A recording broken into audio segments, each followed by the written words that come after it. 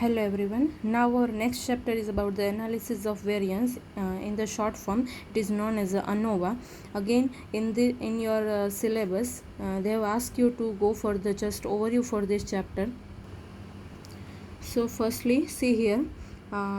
Whenever you are going for any kinds of the hypothesis testing, there may be one sample, two sample, or more than two samples. Then if you want to learn about the one sample, chapter number 9 is there for you. If you want to learn about two samples, it is the chapter number 10 for you. That we learn in the theoretical portion in the previous video. When more than 2 to 3 samples, more than 3 samples are there, then these chapters are there.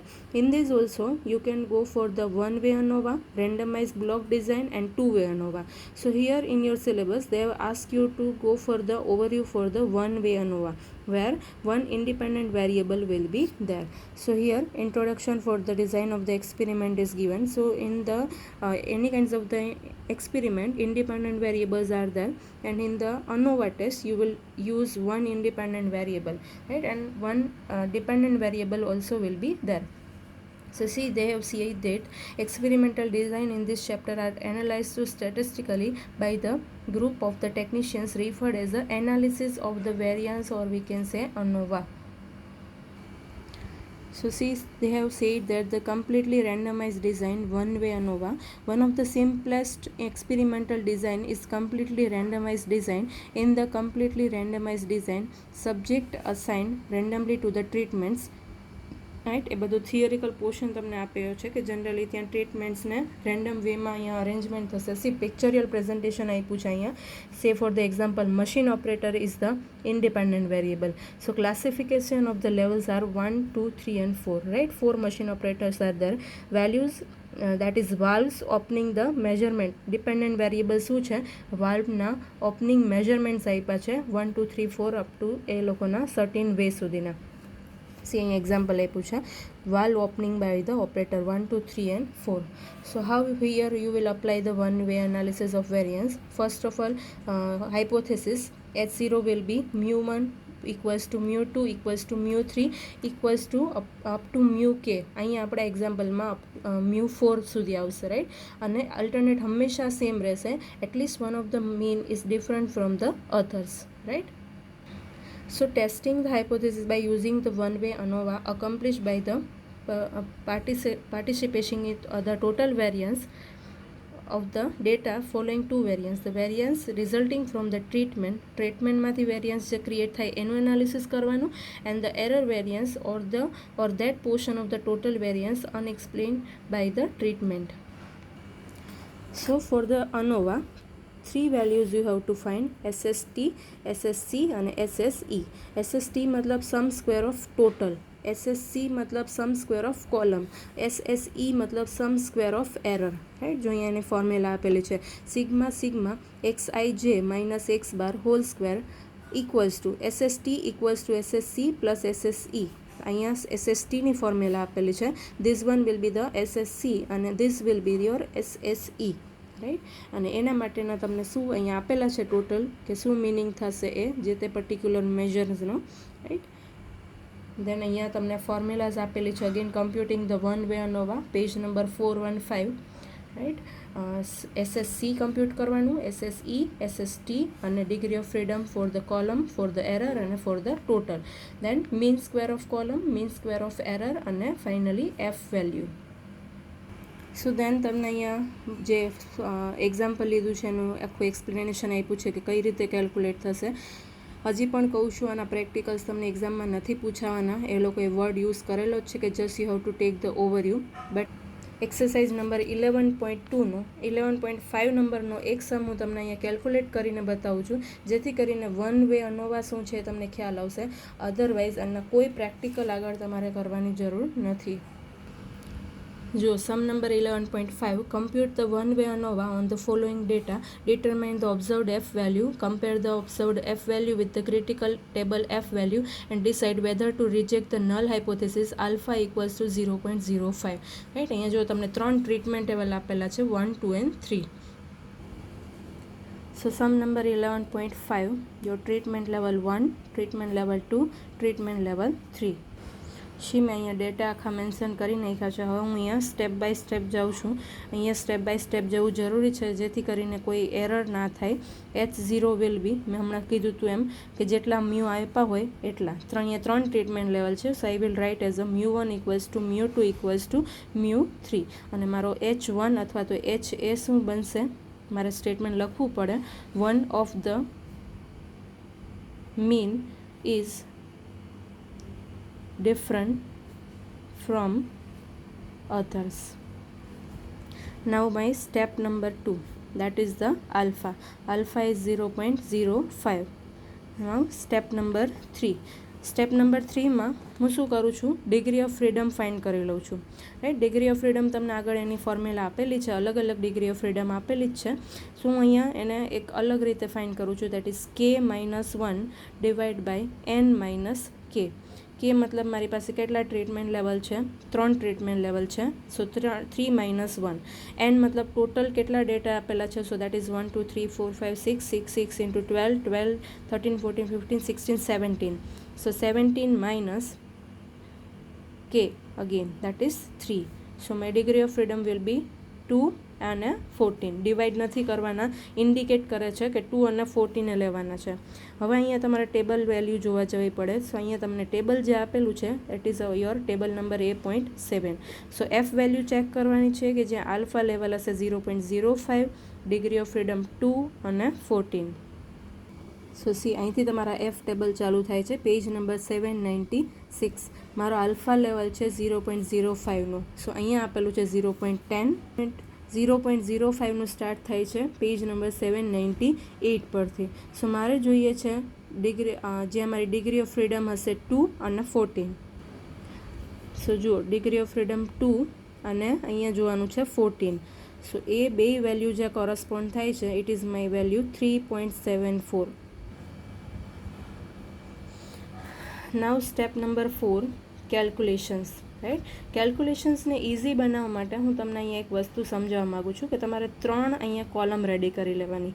That is your TJ, NJ અને X⁻J. Right, એનો use આગળ ફોર્મ્યુલામાં થશે એટલા માટે.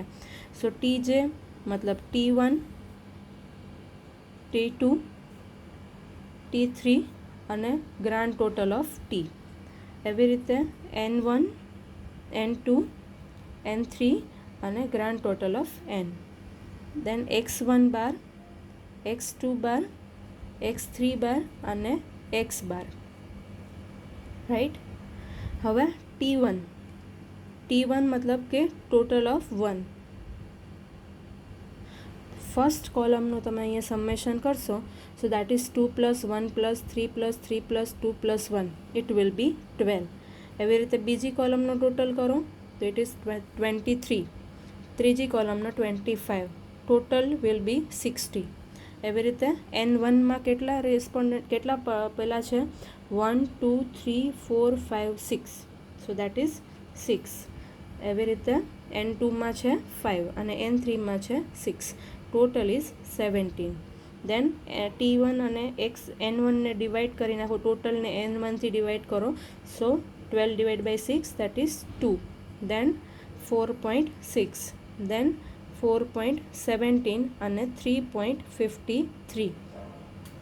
સો અહીંયા એક વસ્તુ યાદ રાખજો, X⁻માં 60 / 17 જ કરવાના, 17 જ કરીને આન્સર લઈ આવવાનો. આ બધાનો ટોટલ કરીને એનો આન્સર ના લખતા, otherwise answer will be wrong. Now I am finding out the SSC. SSC માટેની મારી ફોર્મ્યુલા છે σNJ Xj⁻ - X⁻² right. σNJ મતલબ કે પહેલો n કેટલો છે, તો કે ભાઈ પહેલામાં 6 છે, 6 વેલ્યુઝ આપેલા છે. Xj⁻ મતલબ અહીંયા 1 લેવાનું, X1⁻. So 2 minus total of X⁻, 3.53². એવી રીતે N2 છે 5, X2 છે 4.6 માઇનસ 3.53² પ્લસ થર્ડમાં પણ 6 values, X3 4.17 minus 3.53 whole square. હવે આ બધાનું સોલ્યુશન કરશો so you will get the answer of 22.202. એવી રીતે મારે કેલ્ક્યુલેટ કરવાનું છે SSE. SSEની ફોર્મ્યુલા છે sigma sigma XIJ minus XJ બાર હોલ સ્ક્વેર, રાઈટ. સો અહીંયા મારે શું કરતું જવાનું છે, સિગ્મા સિગ્મા ટોટલ લેતું જવાનું છે, XIJ મતલબ કે મારે 1/1 વેલ્યુ લેતું જવાનું છે. તો સૌથી પહેલી કોલમમાં પહેલી વેલ્યુ છે 2 માઇનસ એ કોલમનો ઇન્ડિવિજ્યુઅલ કોલમનું કરતું જવાનું છે. એ કોલમનો x બાર છે 2 હોલ સ્ક્વેર. દેન પહેલી કોલમની બીજી વેલ્યુ છે 1 માઇનસ એ કોલમનો x બાર છે 2 હોલ સ્ક્વેર. એવી રીતે આખી પહેલી કોલમનું કરવાનું છે, બીજી કોલમનું પણ કરતું જવાનું, ત્રીજી કોલમનું કરતું જવાનું. ત્રીજી કોલમમાં છેલ્લી વેલ્યુ છે તમારી 5 માઇનસ એ કોલમનો x બાર છે 4.17 હોલ સ્ક્વેર, રાઈટ. અહીંયા મેં બધી વેલ્યુ નથી લખી, ડોટેડથી ઇન્ડિકેટ કરી દીધી છે. અગેન તમને એક્સપ્લેન કરું છું કે ભાઈ કઈ રીતે કરવાનું છે. પહેલી કોલમની પહેલી value that is 2 minus x1 bar 2 whole square, 1 minus 2 whole square, 3 minus 2 whole square, 3 minus 2 whole square, 2 minus 2 whole square plus 1 minus 2 whole square plus 5 minus 4.6. જો હવે x2 બાર લેવાનું, 3 minus 4.6 whole square plus 6 minus 4.6 whole square, 4 minus 4.6 whole square plus 5 minus 4.6 whole square plus 3 minus 4.17, હવે 3 વાળું લેવાનું hall square plus 4 minus 4.17 hall square plus 5 minus 4.17 whole square. એવી રીતે last સુધી 5 minus 4.17 whole square. So my answer will be 14.03. Now SST, that is sigma XIJ minus x bar whole square, right. So અહીંયા હવે મારે કઈ value લેતી જવાની છે, એક્સ જે બાર નથી, અહીંયા એક્સ બાર છે. મતલબ કે હમણાં જેમ ઇન્ડિવિજ્યુઅલ વેલ્યુઝમાંથી એનો જે તે એક્સ બાર માઇનસ કર્યો, ખાલી ડિફરન્સ એટલો આવશે કે દરેક વખતે તમારે ગ્રાન્ડ ટોટલનું એક્સ બાર માઇનસ કરતું જવાનું. જો ફર્સ્ટ કોલમ હતી 2 માઇનસ x1 બાર નથી લેવાનો, but x bar final total હતો 3.53 પ્લસ હોલ સ્ક્વેર પ્લસ બીજી વેલ્યુ છે 1 minus 3.53 whole square.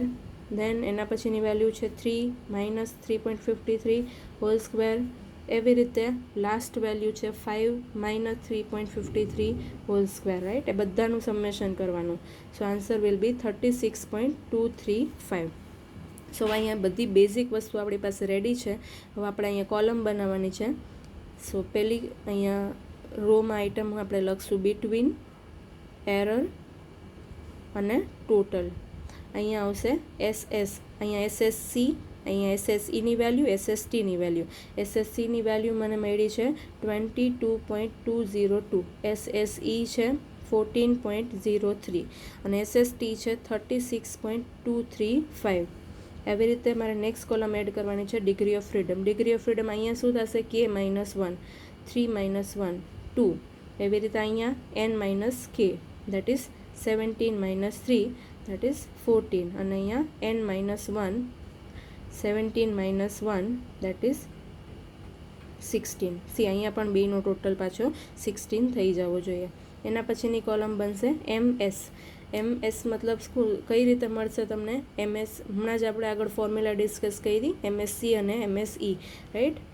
22 divide by 2, 22.202 divide by 2 મતલબ 11.101 અને 14.03 ડિવાઈડ બાય 14 મતલબ 1.0024. અને એફ વેલ્યુ જોતી હોય તો આ બેનું ડિવિઝન કરવાનું, 11.101 divide by 1.0024. So your answer is 11.07, right. હવે મારે શું કરવાની છે, કમ્પેરિઝન કરવાની છે એફ ક્રિટિકલ વેલ્યુ અને F calculated value. Critical value કે જે મેં ટેબલમાંથી જોઈ હતી એ વેલ્યુ મને મળી હતી 3.74 અને કેલ્ક્યુલેટેડ વેલ્યુ હમણાં મને જે ટેબલમાં મળી એ 11.07. સો કેલ્ક્યુલેટેડ વેલ્યુ ઇઝ મોર, મતલબ કે તમારો H0 શું થશે, reject. H0 will be rejected. So this is your method of ANOVA. Whatever explained over here, it is just for your understanding purpose કે how actually ANOVA is going for. ANOVAનું calculation actually કેવી રીતે થાય છે. Otherwise એક્ઝામમાં જો theoretical portion અથવા તો થિયરિકલ પાર્ટ પૂછે છે then you should go for it.